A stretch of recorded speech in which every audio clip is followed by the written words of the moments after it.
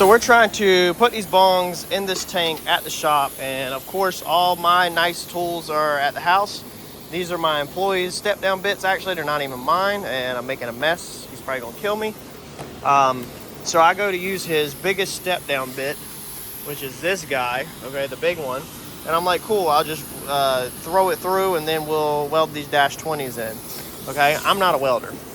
I don't weld this stuff. So I tell Mike, just stick it on there, weld around it. And then he says that he can't weld that because it will arch off of the, you know, this edge up here, that he can't do it since it's stepped like that. And so he said he'd grab his hole saws. Of course, he don't have no hole saws. His hole saws are at the house. My hole saws are at the house. He's not working tomorrow. It's Friday. Today's Thursday, so I want to get this, like, literally 4 o'clock.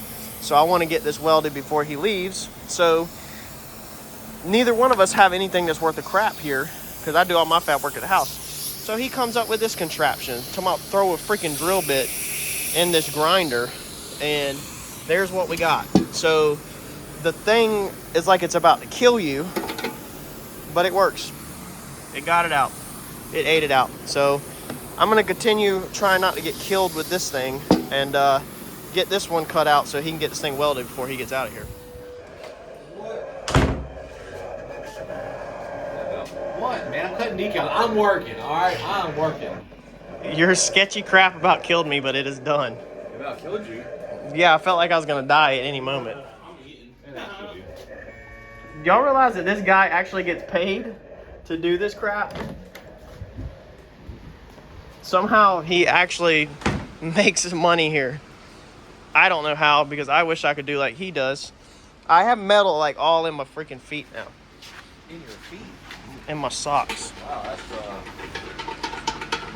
Mike, don't cry about anything else. Look at that thing. Just weld it. A booger tried to eat it. The hole wasn't big enough. You wanted a hole bigger. You said stick it in there and freaking just let it eat. Yeah, let her eat. Mike literally gave me the tool, and then he backs away. I didn't have safety glasses on. He did. Look on his head. That's sunglasses, man. We were in the middle of the shop, and he literally backed away. Yeah, lights out there missing and stuff. It's bad. He stepped away. That's how dangerous it was. I've used it plenty of times. All right, so here's what we're working on this afternoon. Mike got all these welded up earlier today. Shout out to Mike over at Blanton Dynamics YouTube channel. He's the one that pretty much does all the welding on this car. He got us this bung welded in the bottom for the drain.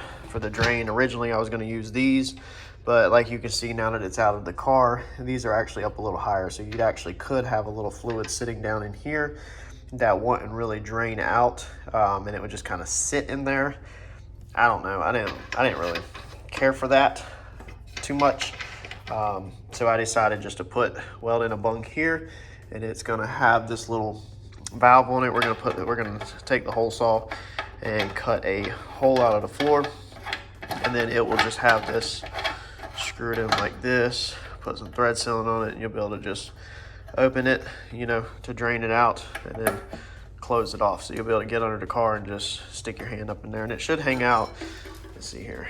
Yeah, it will hang out below it where you can get to it. And if it's a little too hard to get to, I'll add a little extension onto it. But I'm gonna make sure I hole saw that big enough, you know, so that you can get to it. So we are going to work on putting this back in the car tonight. We got these big dash 20s for the burn down tubes. They're absolute monsters on here. We are going to put these on the burn down hose. So I've got one that I have to do in the trunk. That's already back there that ran through the car. And then I got the other one on the floor over here. Shout out to TKM Performance. If you want to pick up some of this stuff, you can get up with them. Facebook, Google, whatever you want. So here's that one line that is already in here that comes through the car. So we're gonna get a fitting put on this one, because that will screw, you know, it'll be like this, and it'll screw into the back of it. And then the other one is the one that we had to cut in half. So we have half of it already in the car because I ran short. So I've got to still order a 1.25 inch union or joint, and I'm gonna just put hose clamps to clamp it together. No big deal, but These I went ahead and did -20s on. I don't even remember why I decided to do it, because you literally don't even see them, but I did. So we're gonna do that. We're gonna put these on tonight and get this all installed back in the car. All right, so we got the Puke tank in for the final time. I actually had the 2 mounts in the front, and I did not put a mount in the back side of it. I didn't actually bolt it down because, number one, the car is up on blocks, so it's a little harder to reach back there.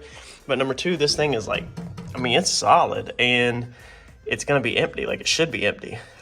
If it's full, then we have major issues. So I got to get one more breather line this weekend. I've already got a 1/2-inch breather line on this side, 1/2-inch breather line on this side. I'm not saying that they're necessarily needed that much, but if something happens, you know, the air that's pushing forward has to go somewhere. So I'm gonna have dual 1/2-inch breather lines feeding, and you know, you either have to buy caps for these or breather lines. So why not, you know, vents? I mean, it needs a vent anyway.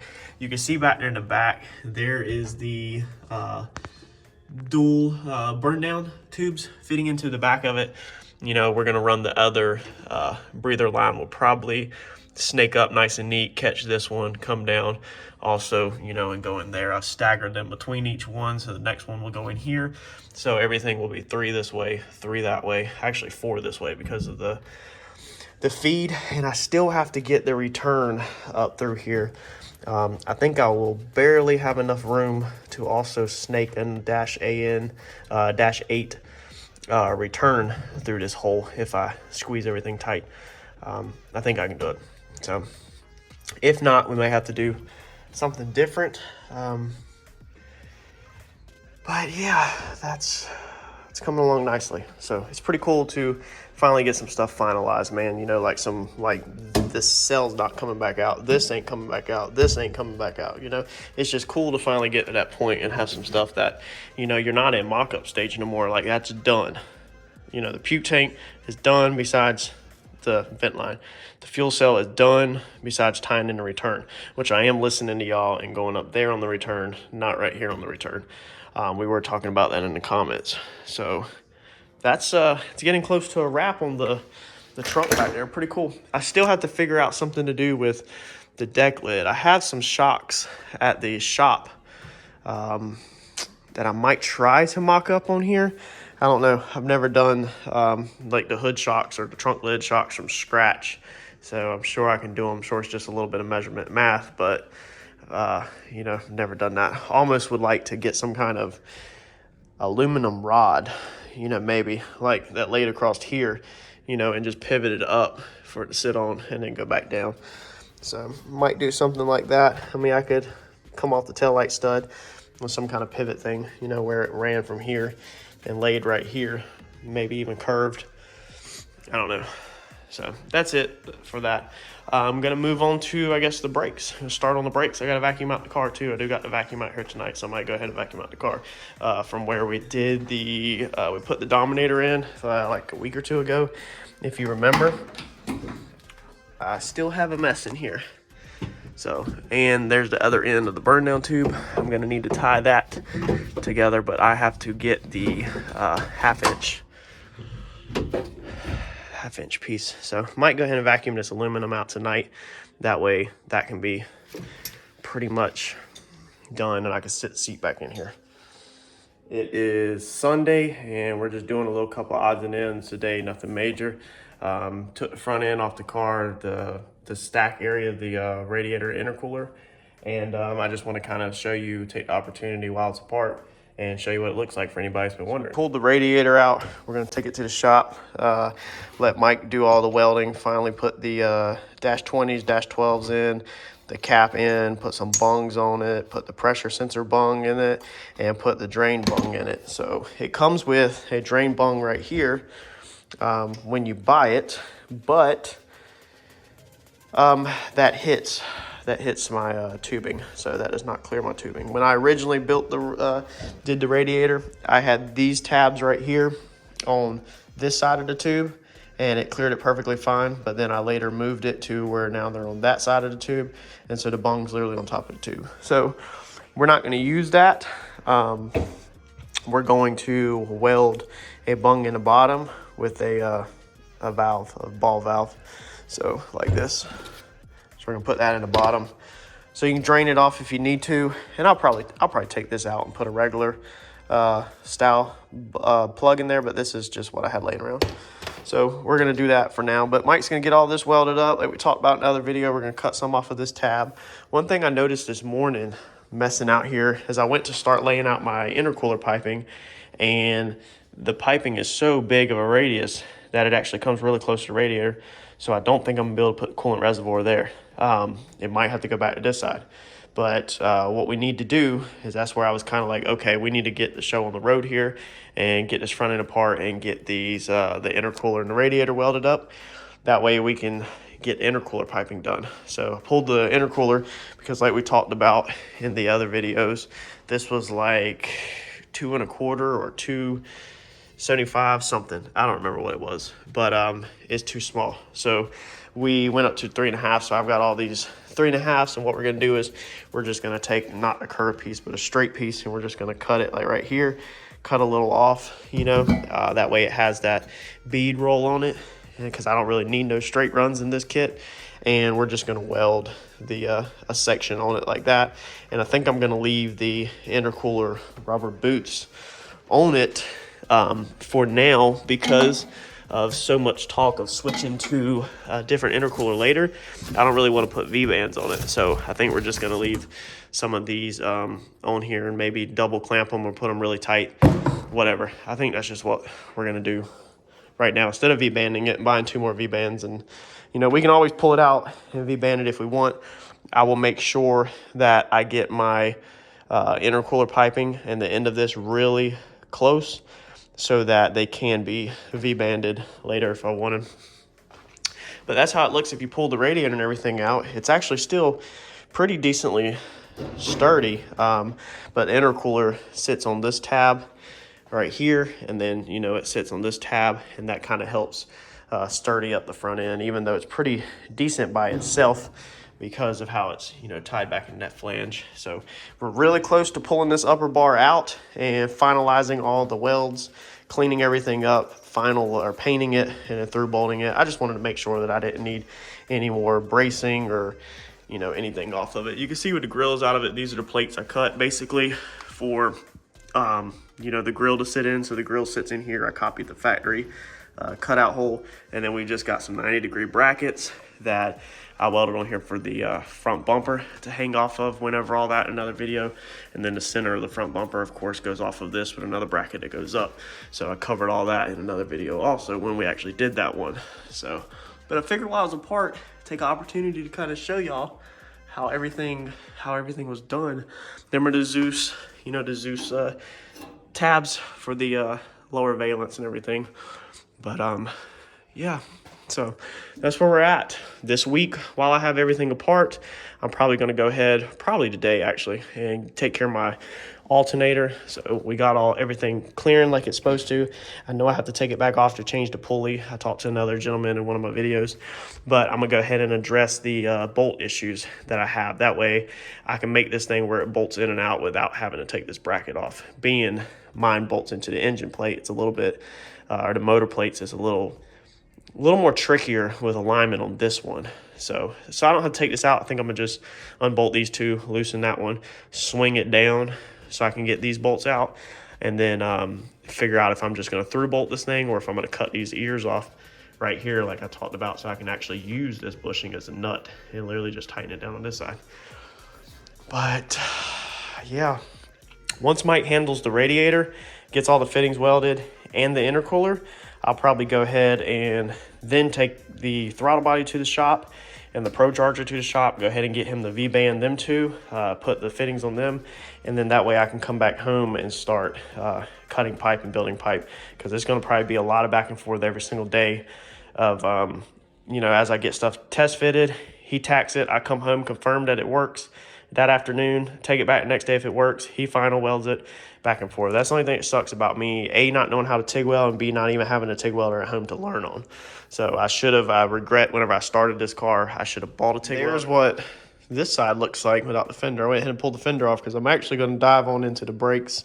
It's now, it's still Sunday, but the sun's going down. Harper just went to bed. It's after 7 o'clock. So I'm going to try to dive in a little bit to the brakes and get these wires out of here. So let's pull up a seat and I'll show y'all some more mistakes in case you're new to this kind of stuff, what you should and should not do. So originally I had got a fuse block, put the fuse block in the car, and then, you know, you got your fuse block, and then let's say you got to go here to an item. So it comes with long wires off the fuse block. So I literally ran the wires to the item, wired the whole car, everything worked beautifully. I later learned that, of course, when you're going to take things apart, you got to be able to unplug stuff. So in the back of the car, months ago, I already cut the wires, and I'm just going to add a weather pack plug onto that, just so the back harness unplugs around the tub, the wheel tub area.